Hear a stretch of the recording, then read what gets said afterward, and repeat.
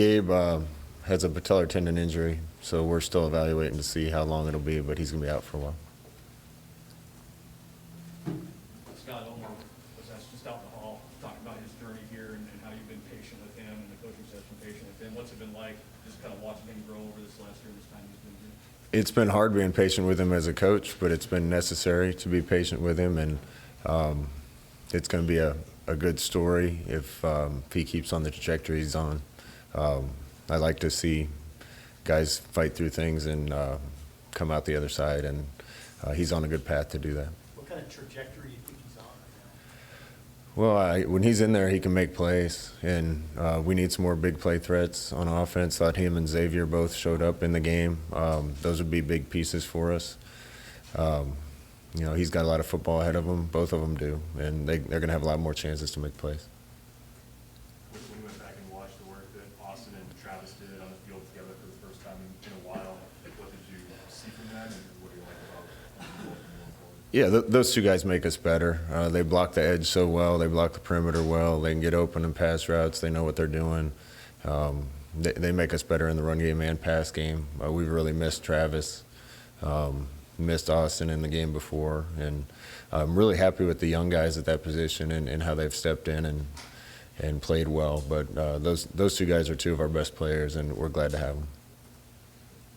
You didn't put up a huge number running the ball, but what do you take about what you did generate against a form down one? I thought we went toe-to-toe with them up front on both sides of the ball. Still want to see some more crease runs. That's really the piece that's missing is a few more that, one little block a little bit better, hitting a hole a little bit better, and generating some of the explosive plays in the run game. We start doing that, we're going to be pretty dangerous. You ever had 4 tight ends on the field as an offensive coordinator or as a head coach? No, I think that was a first for me, Sam. Have you embraced using tight ends in a way that you hadn't prior to coming to Nebraska? And is the Big Ten an effect on it? Yeah, I think part of it is the league we play in, part of it's the personnel that we have. We got some good players at that position, and you want to get your best guys on the field. How close, Scott, would you say the offensive line is to playing like you wanted to play? I think they're getting closer every week. That's still a work in progress. We're still young there, but they have been getting better, and they're going to have another chance this week. If they take another step forward like they did last week, I expect even a better game. And we got a big time opponent, good team that we're going up against, so we need those guys to come off the ball and create some movement for us up front. Jurgen said after the game that he doesn't want to change his approach in terms of playing aggressively and what have you, even with the penalties. Do you say something to him? Or how do you look at that? Yeah, I talked to Cam. We just got to be a little bit smarter. If we're going to get penalties, I'd rather have them be aggressive penalties. I'd rather tell a guy, whoa, than giddy up. So we'll calm him down a little bit, but that's the attitude that we're looking for. You've been trying some different options at left guard. How do you feel about where you're at there in particular, and is Bando in the equation soon? Yeah, Bando's getting healthier. I think he's close. It's going to be competitive, just like the running back room is right now. At times, Trent's done a great job. At times, Piper's done a great job. Bando's done well in practice. Nuri's doing good things. We've got a lot of guys that can do it. Would love it if somebody grabbed a hold of that spot and took it. We're waiting to see if that happens. But we've got a lot of guys that are capable. We just need a little better play at that spot. Nuri could be on either side, I assume. Yeah, Nuri could be, yeah. What has impressed you from what you've seen from Michigan State so far? Oh, they're well coached. They're disciplined. They've been opportunistic with penalties or turnovers, particularly in the last game. I think their running back is special. The quarterbacks had a really good start to the season, can do everything they ask him to do, and they're just solid everywhere. When you look at Michigan State, as long as I can remember, it's a black and blue physical team. So we know we're in for a fist fight when we go up Saturday night. It's going to be a fun environment. First of all, are there similarities with Mel Tucker schematically in terms of what they did at Colorado when you get ready for them, or do they look different? Not really. They have a defensive coordinator that's been around, is really good at what he does, and I think they've taken on a little bit more of that personality. With Gabe, you said It could be. I'm waiting to get final results from the doctors. I don't want to say too much too soon. What's at running back then without what do you think of what you have there and the rotation you've been using? Did you shorten up, or are you okay with as many guys as you can use? Ideally, we have one lead guy. It hasn't worked out that way. I think we have several capable guys. I was really impressed with Ramir and how he played. I thought he ran hard. He gives us a little bit of spark with his speed. Sept's had some really good plays when he's been in there. Savion's done some good things. Marvin had a good practice today. Yant's losing weight and looking the part. So we're deep there. We're going to continue to let him compete and see who's going to give us the best chance to win on Saturday. Last week when Ramir was going good in practice, what's that look like? Was he much better than guys, or how did it go with him? Yeah, we're grading everything right now at a couple positions to make sure that the guys that deserve to play are playing. And Ramir's had not just one good week. He's been practicing well for a long time, and we gave him a shot. I thought he took advantage of the opportunity. He ran hard. He ran fast. I'm sure he'll be in the mix again this week. I don't know if this is Austin Allen. Austin Allen told me this. I don't know if it's true or not. He said last week he felt like you were less tolerant with mistakes going into the Oklahoma.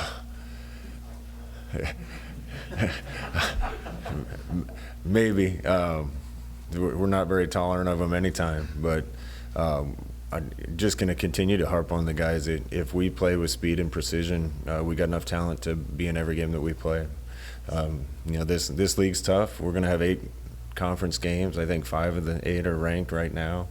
I don't think there's a team that we can't play with and aren't going to have a chance against, but if you don't play well, any of them can beat you. And that's kind of where we are. That's kind of where the league is. So mistakes get you beat. They've gotten us beat too often, and we need to keep being intolerant. With that said, you said 5 of the 8 games against ranked teams. How deep is this conference right now from what you've seen through a month of football? Yeah, I think it's deep. Like I said, I think week to week, any team can beat any team, and everybody has good players, everybody has good coaches and good schemes, and it comes down to a few plays here and there or turnovers, and that's where you can't be a team that makes mistakes, get yourself beat. Back to the Oklahoma point real quick. Football's always kind of been the macho, head down, keep going, kind of keep up to it. How has the conversation around mental health changed within the sport since you've been in it? Yeah, you have to make sure, and we always will, that you're doing the right thing for student athletes on and off the field, and that's the most important thing. Really, as a leader, we feel like we have 2 basic duties. That's mission accomplishment and taking care of our team, and neither one of those is more important than the other. Sometimes you got to walk a fine line between coddling someone too much and knowing when somebody has a real issue. But when there's a real issue, we want to make sure and get them the help that they need. Teddy also was talking about how he feels like he's on a track to perhaps not redshirt his played the last 3 weeks. What has he done to allow you to use him in that as a tight end? And obviously, what do you see, I guess, as his role going forward this year? Yeah, well, hopefully we can get him out of 46. He looked kind of goofy in that number. But Teddy's got a lot of talent. I've been really impressed with how fast he's come along. He's going to be in the mix in the conversation for playing, I think, going forward. And if he keeps improving at the rate that he's improving at, it's going to be hard to keep him off the field. After the game Saturday, you guys didn't seem satisfied that they're close or anything like that. That might not surprise you, but do you like sort of the mentality that's forming where they expected to go toe-to-toe in that game? I think our kids thought they could win the game. I think they kind of expected to win the game. And we certainly had opportunities too. There was, 4 or 5 plays that I think if we could have made, we'd have been in a different situation. Probably more than that, probably 10 or 12. But I like that. I want kids to go into the game expecting to win, and I think they did. They were disappointed after, and so we got to balance that disappointment with the enthusiasm of how much better of game they played and how much better a team we are right now. But we have to go prove that, and we get another opportunity against another ranked team on the road this week. Why is your defensive secondary preventing big passes? So what are they doing? You must be seeing it in practice. What are they doing really well to prevent those? I think they're playing smart and with better eyes. think we got really good speed back there. I mean, that was evidenced by Braxton even when he got a chance. He came in against one of their fastest guys and ran step for step with him. And you got to be in the right place, and you got to be disciplined, and you got to have the athletes that can run with some of those guys. What was your take, Scott, on that pregame when the teams were jawing at each other? There were some guys trying to break it up a little bit. Where do you stand on that sort of thing? I don't know. We're going to keep our team on our side of the 50. Scott, how much does a game like the one against Oklahoma prepare this group for the gauntlet that lies ahead in conference play? Yeah, I think we're going to be in a lot more games like that, and we've already been in a couple close ones. Got to win them, but we played a really good team on the road. I can't say enough about that Oklahoma program and coaches. That's a great test for us. We're probably the best team that we've been going into the META conference play since I've been here, and I don't think there's any doubt of that. So we're going to get a lot of opportunities to win some good games and close games, and I can't wait to see that happen for these guys. Scott, how do you manage Connor Cope this week? Yeah, I got a lot of faith in Connor. People go through slumps. That being said, we're going to let that position be competitive like any other position, and I trust him to get it right, but we got to do what's best for the team and play the guy at any position that gives us the best chance to win. Will you ride with William on Earth this week, I assume, after how he done it last game? We'll see. That's competitive too. I think both guys have done a good job. Daniel was a little nicked up early in the week last week and missed some time, and we went the other way. And I thought he punted really well when he got his chance this Saturday. Other questions for Coach? What needs to happen for the pass rush to get home a little bit more often? Well, Oklahoma was good up front. Actually, I thought we did a good job containing the quarterback, which was part of the plan going into that game. They didn't have any passes that were over 20, 25 yards or whatever it was. So part of that was containing the quarterback and making sure that he didn't run around and create some plays. And that's usually what they do. But we definitely need to win on some one-on-one pass rush a little more. And it's going to be important this week. With Jurgens, going back for a minute, you got out, you pulled him quite a few times and got him out moving. What kind of athlete does it take to do that? And is that just a matter of him being to the point snapping the ball where you can trust him to do that on a regular basis? Yeah, knock on wood, we're not having the snap issues that we've had. He's an elite athlete for any position. He's definitely an elite athlete for his position, so we'll take advantage of that any way we can. And he was out on a couple screens that gave him the opportunity to get in the open field. So he's going to be really good at that and a lot of other things.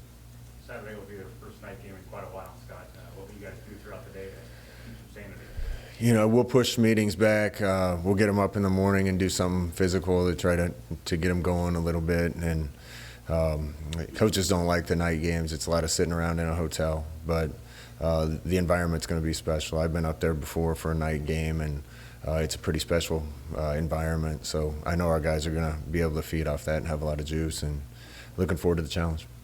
You like playing on grass 2 weeks in a row? Yeah, I like grass, so I didn't think it was a factor at all Saturday. We practiced all 3 days on grass last week. We will again this week, and hopefully it's a good track and we won't have any issues. Scott, is there an ideal number? Obviously, you probably like to have as many healthy backs as you can, good backs as you can, but what's the sweet spot for the number of running backs that your offense that you guys are going to help you all the time? Well, as many as we can have ready to go as possible. I mean, ideally, you play 2 or 3. I don't think one guy in this day and age can go through a whole game, but you prefer not to play 4 or 5 in a game because you got to get people some continuity in the game and get them the feel for the game too. So, again, we're waiting for the guy to step out in front and be the guy, and until that time, we're going to have a platoon system there. Yeah, well, I mean, what do you need to see for someone to? What do you need the guy to do that's going to go to the floor? I think we'll all know it when we see it.